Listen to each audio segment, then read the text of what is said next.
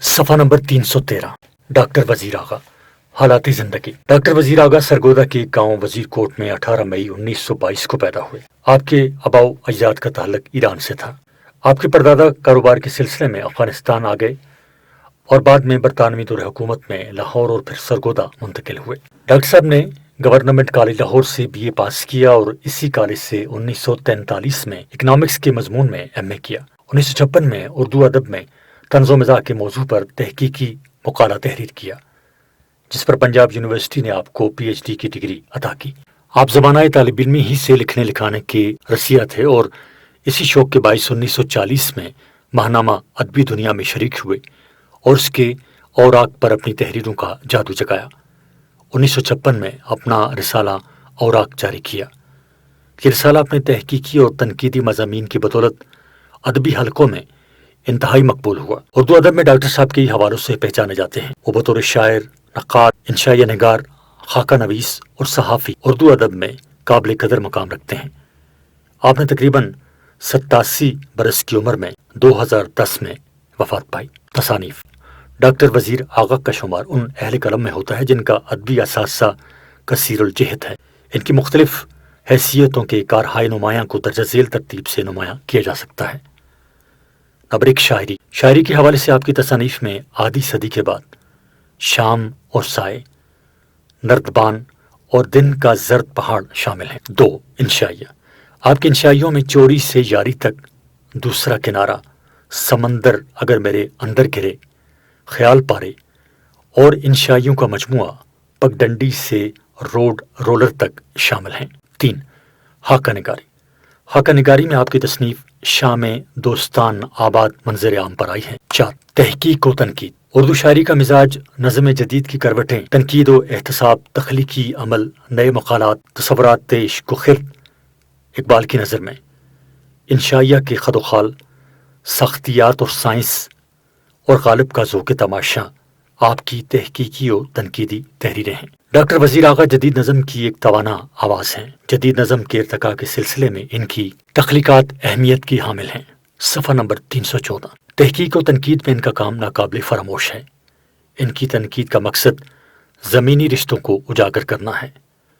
نثری ادب میں ان کا زیادہ تر تخلیقی سرمایہ صنف انشائیہ سے متعلق ہے۔ اچھوتے اور نادر موضوعات کی بنا پر وہ انشائیہ کے میدان میں ایک منفرد مقام رکھتے ہیں۔ انشائیہ اگرچہ اردو ادب کی ایک نئی صنف ہے، مگر ڈاکٹر صاحب نے اس کو اپنی تخلیقی ذات سے کم عرصے میں انتہائی مقبول بنا دیا ہے۔ بقول مشتاق احمد یوسفی، اگر یہ کہا جائے کہ اردو میں وہ صنف انشائیہ یعنی ایسے کے موجد بھی ہیں اور خاتم بھی، تو بے جانا ہوگا۔ ڈاکٹر وزیر آغا کے طرز تحریر کے نمایاں اوصاف۔ فطری روانی۔ ڈاکٹر وزیر آغا کے اسلوب کی کامیابی کا راز ان کی تحریروں میں فطری روانی ہے۔ وہ محض اپنی بات دوسروں تک نہیں پہنچاتے، بلکہ وہ اپنی ذات کے کسی تشنہ پہلو کی سیرابی اور کسی نا آسودہ رخ کی آسودگی میں قاری کو بھی شریک کرتے ہیں۔ وہ اپنے مشاہدے، عبور زباں، فہم و فراست سے کام لے کر صنائع و بدائع اور علمی اصطلاحات کے استعمال سے اپنی تحریر کو سجاتے ہیں، لیکن موضوع کو موزوں ترین اور مؤثر بنانے کی اس کوشش میں ان کے طرز تحریر کی روانی اور برجستگی میں کوئی فرق نہیں آتا۔ شخصیت کی عکاسی۔ انشائیہ کی خصوصیت یہ ہوتی ہے کہ اس میں مصنف کی شخصیت جلوہ گر ہو۔ ڈاکٹر صاحب کے انشائیے اس معیار پر پورا اترتے ہیں۔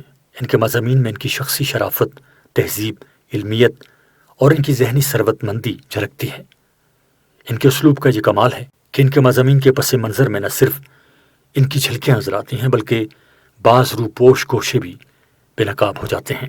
الفاظ کا برمحل استعمال۔ ڈاکٹر وزیر آغا اپنے فن کے اعجاز سے الفاظ و تراکیب کو گویائی عطا کرتے ہیں۔ ان کے ہاں الفاظ کا عمدہ انتخاب ملتا ہے۔ ان کی تحریروں میں الفاظ صنائع و بدائع کی صورت میں بھی ہیں اور اصطلاحات کے جامے میں بھی ملبوس ہیں۔ مزاح کی چاشنی بھی ہے اور طنز کے چبھتے مگر لطیف نشتر بھی لفظوں کے بیس میں ان کی تحریر میں موجود ہیں۔ دیہاتی زندگی کا عکس۔ وزیر آغا چونکہ بنیادی طور پر دیہاتی ماحول سے تعلق رکھتے ہیں اور ان کا لگاؤ زیادہ تر دیہاتی زندگی سے تھا، اس لیے ان کے ہاں ہمیں دیہاتی زندگی کا عکس اور سادگی ملتی ہے۔ گاؤں کے حسین مناظر ان کے دل و دماغ پر چھائے رہتے ہیں اور ان مناظر کی جھلکیاں ان کی تحریر میں جھلکتی ہیں۔ صفحہ نمبر 315 اگرچہ وہ شہری زندگی سے بھی دوچار ہوئے ہیں، لیکن وہ شہر کی پرشور فضا اور گہمہ گہمی کو بھی کبھی قبول نہیں کر پائے۔ یہی وجہ کہ شہری زندگی سے متعلق ان کا رویہ ان کی تحریروں سے صاف واضح ہے۔ زبان کی پاکیزگی اور لطافت، فنکارانہ چابک دستی، شگفتہ بیانی، چستی اور رنگینی سے ان کے انداز تحریر سے ایک امتزاجی کیفیت ابھرتی ہے جس سے اکتاہٹ اور یاسیت کی فضا پیدا نہیں ہوتی اور قاری کو ان کے ہم نوا ہونے کا احساس ہوتا ہے۔ وہ جزیات نگاری کا سہارا لے کر قاری کو اس کی سطح کے نیچے سے معنی تلاش کرنے پر اکساتے نظر آتے ہیں اور اس طرح وہ قاری کو معلومات کا بیش بہا خزینہ دے دیتے ہیں۔ سعادت حسن منٹو، حالات زندگی۔ سعادت حسن منٹو لدھیانہ کے گاؤں سمرالہ میں 1912 کو پیدا ہوئے۔ آپ کے والد کا نام خواجہ غلام حسن تھا۔ آپ نے اپنا بچپن امرتسر میں گزارا اور ابتدائی تعلیم گھر پر ہی حاصل کی۔ منٹو کی طبیعت میں لاؤبالی پن اور رویے میں انقلابی جذبات کی فراوانی تھی۔ یہی وجہ تھی کہ علی گڑھ کالج کے ماحول میں اپنے آگے کی تعلیم جاری نہ رکھ سکے اور کالج کی روایات نے انہیں قبول نہ کیا۔ آپ زمانہ طالب علمی ہی سے ادب میں دلچسپی رکھتے تھے اور شوق کی تکمیل کے لیے انہوں نے اپنی ادبی زندگی کا آغاز غیر ملکی ادب پاروں کے تراجم سے کیا۔ کچھ عرصہ ممبئی میں ریڈیو ڈرامے اور فلمی کہانیاں بھی تحریر کی۔ آزادی کے بعد لاہور آ گئے۔ لاہور کی زندگی بڑی قسم پرسی میں گزاری۔ آخری عمر میں شدید علیل رہے اور زندگی سے نا امید ہو گئے تھے۔ 1955 میں وفات پائی۔ تصانیف۔ سعادت حسن منٹو کی افسانہ نگاری کے علاوہ ان کی دیگر تخلیقی اور ادبی جہتیں بھی قابل تحسین ہیں۔ اردو ادب کے خزینے میں ان کے مضامین میں انشائی، طنز و مزاح، سماجی، سیاسی، ادبی اور فلمی موضوعات پر مبنی مضامین کے علاوہ فقاہی مضامین بھی شامل ہیں۔ منٹو کے چیدہ مضامین میں محبوس عورتیں، ہندوستان کو لیڈروں سے بچاؤ، ایمان و ایکان، کھانسی پر، ترقی یافتہ قبرستان اور دیواروں پر لکھنا شامل ہے۔ صفحہ نمبر 316۔ تمثیلی اور تعارفی مضامین میں جون آف آرک اور کارل مارکس زیادہ نمایاں ہیں۔ خاکہ نگاری کے فن میں سعادت حسن منٹو کے 2 مجموعے گنجے فرشتے اور لاؤڈ سپیکر شامل ہیں۔ افسانے میں، جو کہ منٹو کا خاص میدان ہے، ان کے 17 مجموعے چھپ چکے ہیں۔ افسانوی ادب میں ان کی تصانیف یہ ہیں: آتش پارے، منٹو کے افسانے، دھواں، لذت سنگ، چغد، ٹھنڈا گوشت، یزید، نمرود کی خدائی، بادشاہت کا خاتمہ، نیا قانون، تماشا، ماتمی جلوس، توبہ ٹیکسنگ اور کھول دو۔ منٹو بطور متنازع افسانہ نگار اردو ادب میں ابھرے۔ ناقدین کی رائے میں وہ ایک ترقی پسند افسانہ نگار ہیں، مگر حیرت کی بات یہ ہے کہ ان کو ترقی پسندوں نے بھی قبول کرنے سے انکار کیا۔ منٹو ایک بے باک افسانہ نگار تھے۔ وہ انسانی زندگی اور نفسیات کا گہرا شعور رکھتے تھے۔ وہ سماجی حقیقت نگار تھے۔ سیاسی، معاشرتی اور اخلاقی زندگی کی قدروں کے تضاد کو منٹو نے اندیشے اور تشویش کی نظر سے دیکھا اور اپنے افسانوں کے ذریعے اسے نمایاں کیا۔ کہانی کی تراش خراش میں انہیں ملکہ حاصل تھا، جس نے نہ صرف ان کے افسانے کو چست کر دیا تھا بلکہ مختصر افسانے کا روپ بھی بخش دیا تھا۔ بقول انتظار حسین، منٹو کے افسانے نے اردو میں مختصر افسانے کا اعتبار قائم کیا۔ منٹو نے اپنے دور کے تلخ حقائق کی بے رحم حقیقت نگاری کی ہے۔ وہ ایک حساس اور باریک بین فنکار تھے۔ منٹو نے اپنے افسانوں میں مصورانہ رنگ بھرا ہے اور انہی تخلیقات میں اپنا نقطۂ نظر بھی واضح کر دیا ہے۔ انہوں نے حقیقت نگاری کے اصول کو تو برتا ہی ہے کہ چیزوں کو جیسا ہے جہاں ہے کی بنیاد پر پیش کیا، لیکن اس اصول سے تجاوز کر کے چیزوں اور شکلوں کو کیسا ہونا چاہیے کے پیمانے پر پرکھ کر افسانے تخلیق کیے۔ یہی خاصیت انہیں دیگر افسانہ نگاروں سے ممتاز کرتی ہے۔ منٹو کی افسانہ نگاری کی چیدہ چیدہ خصوصیات۔ سادگی اور پرکاری۔ منٹو کے انداز تحریر میں سادگی اور پرکاری کا عنصر بہت نمایاں ہے۔ وہ براہ راست بات کرتے ہیں، وہ تصنع اور لفاظی سے گریز کرتے ہیں، عبارت آرائی کی جگہ مقصدیت کو اہمیت دیتے ہیں اور اس کے لیے وہ عام فہم اور سلیس پیرائے میں اپنے جذبات دوسروں تک پہنچاتے ہیں۔ طنز۔ منٹو کی تحریروں میں طنز کا بھرپور استعمال ملتا ہے۔ طنز کا عنصر ان کے افسانوں، مضامین، ڈراموں اور خاکوں میں یکساں نظر آتا ہے۔ منٹو نے اپنی تحریروں میں طنز سے کام لے کر سماجی و معاشرتی ناہمواریوں، طبقاتی تفریق، تنگ نظری اور دوسری سماجی برائیوں کو بے نقاب کیا ہے۔ صفحہ نمبر 317۔ منٹو کا طنز غیر مبہم اور براہ راست ہے، جس میں قاری کو زیادہ غور و فکر نہیں کرنا پڑتی۔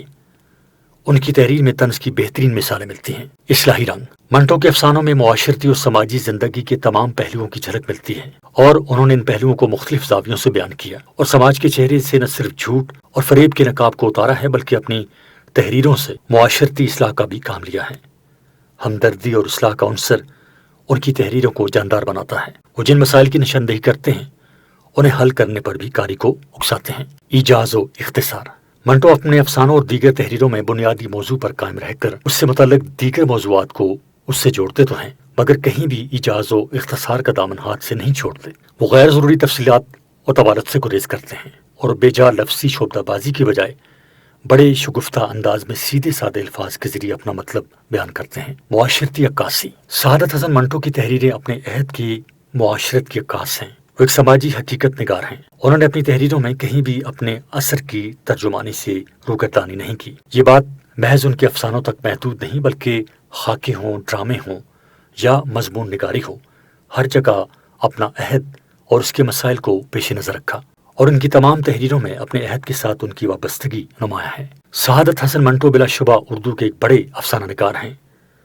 اردو ادب میں افسانے کی تاریخ مرتب کرتے ہوئے انہیں کسی طور نظر انداز نہیں کیا جا سکتا۔ انہوں نے اپنے گہری سماجی شعور سے اپنی تحریروں میں حقیقت کی تصویر کشی کی ہے۔ ان کی حقیقت نگاری بے شک بعض اوقات ان کے افسانوں میں سفاکی اور ہولناکی کی حد تک پہنچ جاتی ہے، مگر اس سے انکار نہیں کہ وہ اپنے دور کا بہت بڑا مصور ہے۔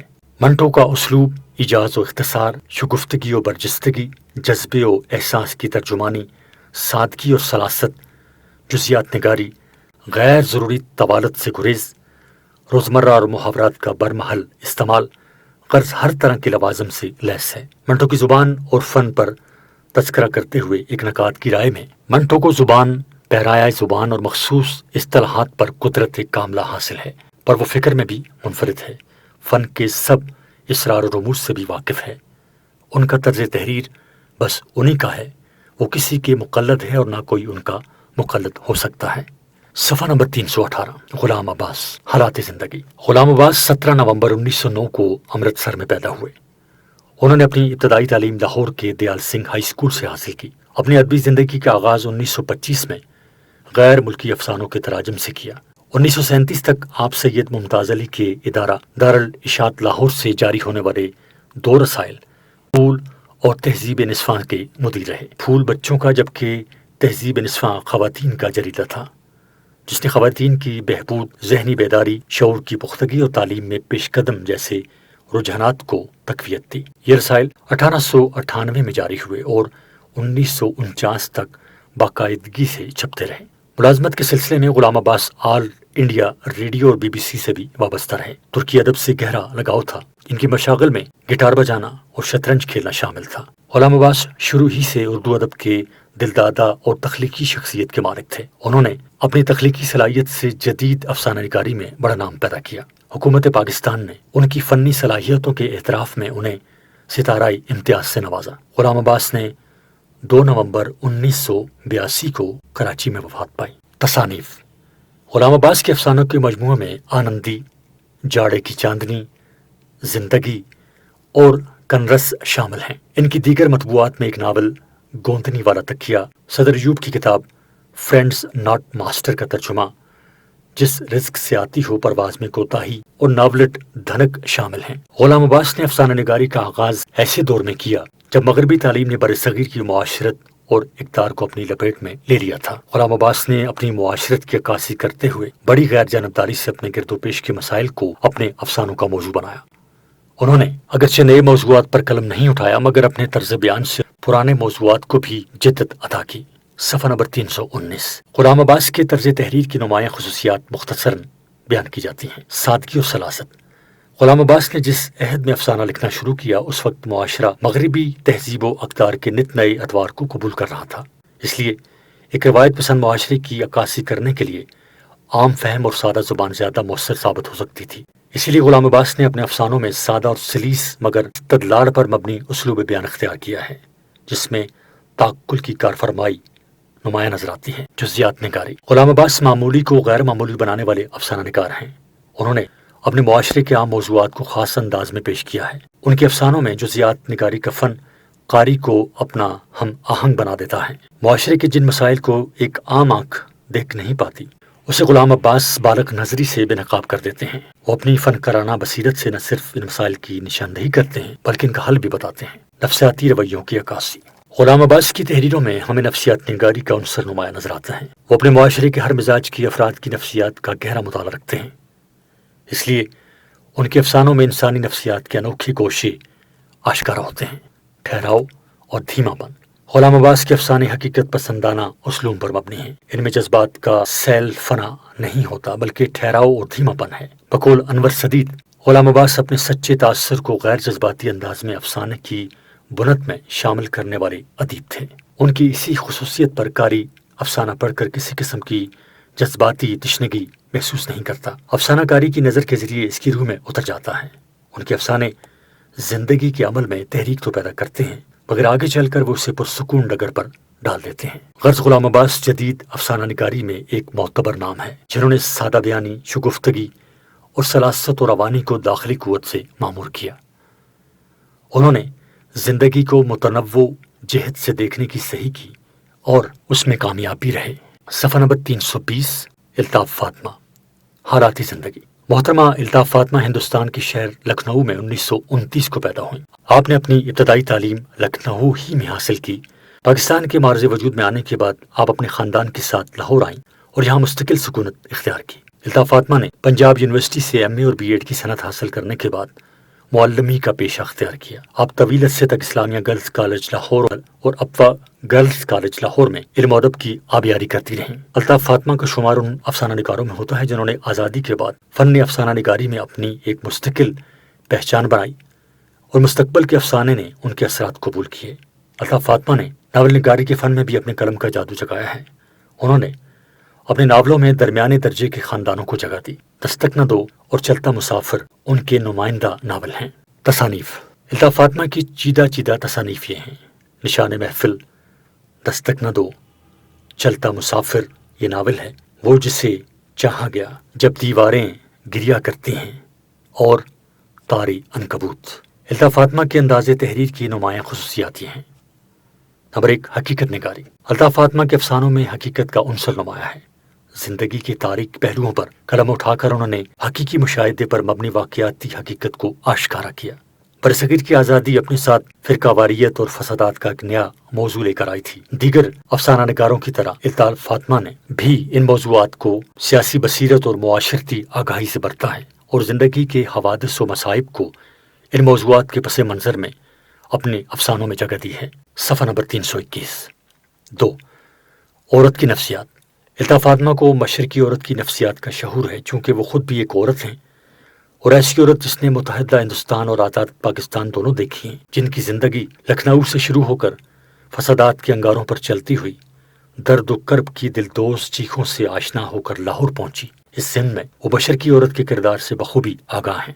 الطاف فاطمہ کا عورتوں سے خلوص اور جذباتی لگاؤ نے ان کے افسانوں کو حقیقت کا مرقع بنا دیا ہے۔ عورت کے کردار کو نفسیاتی زاویوں سے پیش کرنا ان کی ایک منفرد خصوصیت ہے۔ ڈاکٹر انور سدید ان کے متعلق کہتے ہیں: الطاف فاطمہ ان عورتوں کی افسانہ نگار ہیں جنہیں زندگی کی بیل گاڑی کھینچنے کے لیے خود اپنا کندھا استعمال کرنا پڑتا ہے۔ 3، معاشرتی مسائل۔ الطاف فاطمہ اپنے معاشرے کے چھوٹے بڑے مسائل پر قلم اٹھاتے ہوئے ان کا حل بھی تلاش کرنے کی کوشش کرتی ہیں، اور یہی ان کی خصوصیت ہے کہ وہ محض مسئلے کی نشاندہی نہیں کرتی بلکہ اس کا حل بھی بتاتی ہیں۔ انہوں نے آزادی کے بعد افسانوں میں معاشرتی مسائل کو بڑی چابک دستی سے موضوع بنایا اور بیتے ہوئے حالات و واقعات کو افسانے میں بدل کر صفحۂ کرتاس پر منتقل کیا۔ معاشرتی حقیقت اور سماجی آگہی ان کے افسانوں کا خاص عنصر ہے۔ 4، سادہ و عام فہم انداز بیان۔ وہ سادہ الفاظ اور چھوٹے چھوٹے فکروں میں اپنا موقف بیان کرتے ہیں جس سے قاری اکتاہٹ کا شکار نہیں ہوتا اور نہ ہی وہ طویل جملوں کی بھول بھلائیوں میں کھوتا ہے۔ اس سادگی اور سلاست کے گھر میں انہوں نے واقعات کی فطری بہاؤ کو قائم رکھا ہے اور ہر طرح کی المیہ کو فنی مہارت سے مجسم کر دیا ہے۔ الطاف فاطمہ نے اپنے افسانوں میں تزئینی اسلوب کے بجائے عام فہم اور سلیس انداز اپنایا ہے۔ احمد ندیم قاسمی، حالات زندگی۔ احمد ندیم قاسمی 1916 کو وادی سون سرگودا کی تحصیل خوشاب میں پیدا ہوئے۔ آپ کا اصل نام احمد شاہ تھا۔ آپ خوشاب کے قصبے انگا کے عوان قبیلے سے تعلق رکھتے تھے۔ والد کا نام پیر غلام نبی تھا۔ آپ کے والد ایک متقی اور زاہد و عابد انسان تھے۔ صفحہ نمبر 322۔ 1923 میں قاسمی کے والد نے وفات پائی تو آپ کی پرورش آپ کے چچا خان بہادر پیر حیدر شاہ نے کی جو افسر مال تھے۔ ابتدائی تعلیم آپ نے اپنے آبائی گاؤں سے ہی حاصل کی، جبکہ 1931 میں کیمل پور سے میٹرک پاس کیا۔ 1935 میں پنجاب یونیورسٹی سے بی اے کیا اور 1939 میں آبکاری کے محکمہ میں بطور انسپکٹر ملازمت کا آغاز کیا۔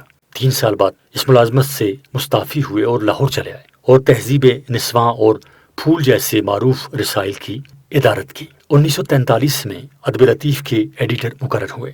اس کے علاوہ سویرا اور نقوش کی بھی ادارت کے فرائض انجام دیے۔ 1962 میں روزنامہ امروز کے مدیر ہوئے۔ انہوں نے اپنا رسالہ فنون بھی جاری کیا جو ان کی شخصیت کی پہچان بن گیا۔ آپ ایک طویل عرصے تک حرف و حکایت کے نام سے اخبارات میں کالم بھی لکھتے رہے۔ آپ انجمن ترقی پسند مصنفین پنجاب کے جنرل سیکرٹری بھی رہے۔ احمد ندیم قاسمی نے Punjab institute of cardiology Lahore میں 2006 میں تنگی نفس یعنی دمہ کے مرض کے باعث وفات پائی۔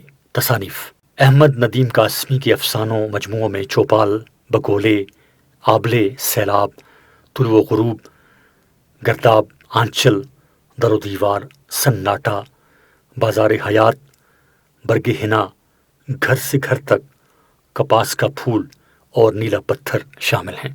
آپ کے شعری مجموعے درج ذیل ہیں: دھڑکنیں، رمجھم، شعلۂ گل، دشت وفا، دوام، محیط اور لوح خاک، بسیط وغیرہ۔ احمد ندیم قاسمی کی شخصیت کے بہت سے پہلو تھے۔ وہ ایک بلند پایہ شاعر، افسانہ نگار، ممتاز صحافی، کالم نگار اور عمدہ نقاد تھے۔ احمد ندیم قاسمی کی شخصیت پر اپنے چچا خان بہادر حیدر شاہ کا گہرا اثر تھا۔ ان کے چچا علامہ اقبال کے ہم سبق تھے۔ یہی وجہ ہے کہ ندیم کو شعر و ادب سے خاص دلچسپی پیدا ہوئی۔ احمد ندیم قاسمی نے چونکہ فنی زندگی کا بیشتر سفر ترقی پسند تحریک کے سائے میں طے کیا، اس لیے ان کے افسانوں میں انسان دوستی کا عنصر نمایاں ہے۔ انہوں نے ایک ترقی پسند ادیب کی حیثیت سے محنت کش اور غریب طبقے کی لاچاری، بے بسی، سادگی اور اس کے برعکس جاگیردارانہ نظام کے ظلم و ستم کی خوبصورت تصویر کشی کی ہے۔ ان کا پہلا افسانہ بد نصیب بت تراش ہے۔ احمد ندیم قاسمی کی افسانہ نگاری کی چیدہ چیدہ خصوصیات حسب ذیل ہیں: سادگی اور روانی۔ احمد ندیم قاسمی کے افسانے تصنع اور بناوٹ سے مستثنیٰ ہیں۔ ان کی تحریر انتہائی سادہ اور رواں ہے، مشکل سے مشکل نقطوں کو بھی بڑی روانی اور سلاست سے پیش کرتے ہیں۔ مشکل اور دقیق الفاظ ان کی تحریر کو پڑھنے میں رخنہ نہیں ڈالتے اور قاری تواتر اور دلچسپی کے ساتھ پوری تحریر پڑھ ڈالتا ہے۔ صفحہ نمبر 323، دیہاتی زندگی کی عکاسی۔ احمد ندیم قاسمی کے افسانوں کا خاص موضوع دیہات کے رہنے والے عام لوگوں کے مسائل اور جذبات ہیں۔ اس سے پہلے پریم چند نے دیہاتی زندگی کو اپنے افسانوں میں موضوع بنایا۔ احمد ندیم قاسمی کے ہاں پنجاب کے دیہاتوں کی عمدہ تصویر کشی ملتی ہے۔ دیہات کے لوگ اگرچہ محنتی اور جفاکش ہوتے ہیں لیکن زندگی کی بہت سی سہولیات سے محروم ہوتے ہیں، پھر بھی محبت کا عالمگیر جذبہ ان کے ہاں کار فرما ہوتا ہے، اور اسی حقیقت کو احمد ندیم قاسمی نے اپنے افسانوں کا موضوع بنایا ہے۔ کردار نگاری۔ احمد ندیم قاسمی زندگی اور اس کے لوازمات کا گہرا مطالعہ رکھتے تھے۔ یہی وجہ ہے کہ زندگی کے حقیقی کرداروں کو انہوں نے اپنے افسانوں میں جگہ دی اور کردار نگاری کی ایسی جوہر دکھائے کہ ان کے افسانوں میں حقیقی زندگی کا عکس ملتا ہے۔ ان کے افسانوں میں 3 طرح کے کردار ملتے ہیں۔ ایک وہ کردار ہیں جو فطری طور پر برے ہیں اور شروع سے لے کر آخر تک ظلم اور بربریت کی نمائندگی کرتے ہیں۔ دوسرے وہ جو انسانیت کے جذبے سے سرشار ہوتے ہیں، اور تیسری قسم کے کردار وہ ہیں جن کا باطن صاف اور خوبصورت ہے مگر وہ حالات کے ہاتھوں بدصورت اور بدنما ہو جاتے ہیں، مگر پھر بھی یہ سچائی اور نیکی کا دامن ہاتھ سے نہیں جانے دیتے۔ مقصدیت احمد ندیم قاسمی کے افسانوں کا خاص فن ہے۔ چوپال اور بگولے کے تقریباً تمام افسانے مقصد سے لبریز ہیں۔ انہوں نے معاشرے کی کئی ناہمواریوں کو اپنے افسانے کے ذریعے اجاگر کیا۔ آزادی کے بعد جنگ و جدل، طبقاتی تقسیم، ظاہری نمود و نمائش، انسانی منافقت، جاگیردارانہ ظلم و ستم، حتیٰ کہ ہر طرح کے معاشرتی مسائل پر قلم اٹھایا اور اس کے خلاف جہاد کیا۔ اپنے افسانوں کے ذریعے انہوں نے اپنے کاری میں شعور اور آگہی پیدا کرنے کی جو صحیح کی ہے، اس مقصد میں وہ کافی حد تک کامیاب رہے ہیں۔ حساسیت۔ احمد ندیم قاسمی چونکہ ایک شاعر بھی تھے اور شاعر مزاجاً حساس ہوتے ہیں، یہی وجہ ہے کہ ان کی یہ حساسیت ان کے افسانوں میں بھی جھلکتی ہے۔ انہوں نے اپنے ماحول اور معاشرت کے منفی رویوں کو نہ صرف محسوس کیا بلکہ ان کے دل و دماغ پر ان کے اثرات اتنے گہرے تھے کہ انہوں نے اسی الفاظ کا جامہ پہنایا اور ایک کہانی کی شکل میں اپنے احساسات اور جذبات قاری تک پہنچائے۔ صفحہ نمبر 324، ان کے اس فن نے ان کے افسانہ نگاری اور شاعری دونوں کو تقویت بخشی۔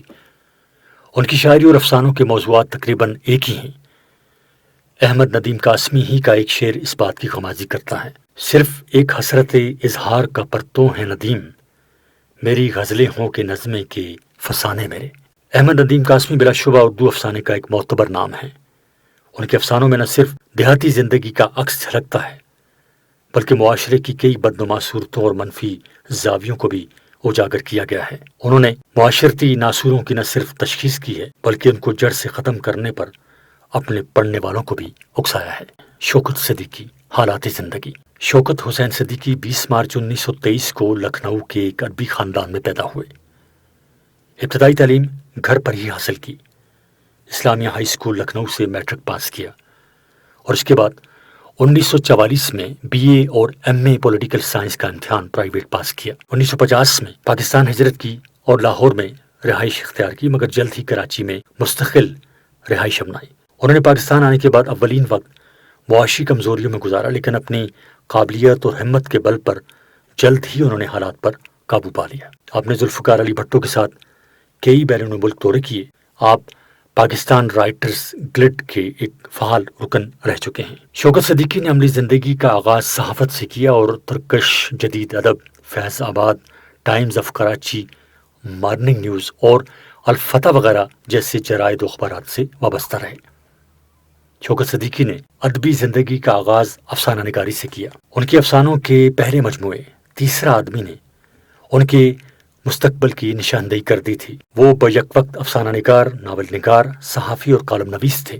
ان کی ادبی خدمات کے اعتراف میں حکومت پاکستان نے ان کو تمغہ حسن کارکردگی عطا کیا۔ 2006 کو 83 برس کی عمر میں وفات پائی۔ اپنے پیچھے انہوں نے بیوی سمیت 2 بیٹے اور 3 بیٹیاں سوگوار چھوڑیں۔ صفحہ نمبر 325۔ شوکت صدیقی نے ناول بھی لکھے اور افسانے بھی۔ وہ اردو ناول کے فکری اور فنی ارتقاء کے سلسلے میں ایک اہم نام ہیں۔ ان کے ناول خدا کی بستی پر انہیں آدم جی ایوارڈ ملا۔ اس ناول کے تقریباً 46 اشاعتیں منظر عام پر آئیں اور 26 زبانوں میں اس کا ترجمہ ہوا۔ یونیورسٹی آف لندن کے ڈیوڈ میتھیوز نے اس کا انگریزی میں ترجمہ کیا۔ پاکستان ٹیلی ویژن سے یہ ناول ڈرامہ سیریل کے طور پر بھی پیش کیا گیا جس کو بہت پذیرائی ملی۔ تصانیف: تیسرا آدمی، اندھیرا اور اندھیرا 1955، راتوں کا شہر 1956، ناول کمین کا 1956، کیمیا گر 1984، چانگلوس 1988، چار دیواری 1990، رات کی آنکھیں، تانتیا، شریف آدمی اور کوکا بیلی وغیرہ۔ شوکت صدیقی کی اسلوب نگارش کی نمایاں خصوصیات درج ذیل ہیں۔ حقیقت نگاری: شوکت صدیقی کی کامیابی کا راز ان کی حقیقت نگاری ہے۔ وہ معاشرے کے تلخ حقائق اور مسائل کو اپنی تحریروں کا موضوع بناتے ہیں اور اجتماعی معاشرے کا حقیقی نقش ابھارتے ہیں۔ انہوں نے معاشی، سماجی اور سیاسی موضوعات کو اپنے افسانوں اور ناولوں میں پیش کیا اور معاشرے میں ان حقیقتوں کے چھپے چہروں کو بے نقاب کیا۔ کردار نگاری: صدیقی صاحب کی تحریروں میں ان کی کردار نگاری کا فن قابل ستائش ہے۔ ان کے کردار زندہ جاوید اور ہمارے گرد معاشرے میں موجود ہیں۔ ان کے افسانوں اور ناولوں کے کردار نچلے طبقے کے ایسے کردار ہیں جو آسانی سے شیطانی قوتوں کے اہلکار بنائے جا سکتے ہیں۔ ان کرداروں میں معاشرے کے وہ تمام حقیقی کردار شامل ہیں جو خیر و شر کی نمائندگی ودیعت شدہ مزاج کے مطابق کرتے ہیں اور بالآخر اپنے اپنے اعمال کے مقافات سے نمٹتے ہیں۔ جذبات نگاری: جذبات نگاری کا فن کسی بھی افسانے یا ناول کے لیے بنیادی اکائی ہے اور اس سے تحریر کی تاثیر بڑھتی ہے۔ شوکت صدیقی کی تحریروں میں یہ فن پایۂ کمال تک پہنچ چکا ہے۔ احساس و جذبات کا حقیقت پسندانہ اظہار ان کے اسلوب کا خاصہ ہے۔ شوکت صدیقی کو اپنے کرداروں کے جذبات اور احساسات اور ان کے معاملات کے اظہار پر عبور حاصل ہے اور یہ اسلوب زندگی کو سمجھنے میں معاشرتی انداز نظر سے اس کی تصویر کشی پر مصنف کی قدرت کا آئینہ دار ہے۔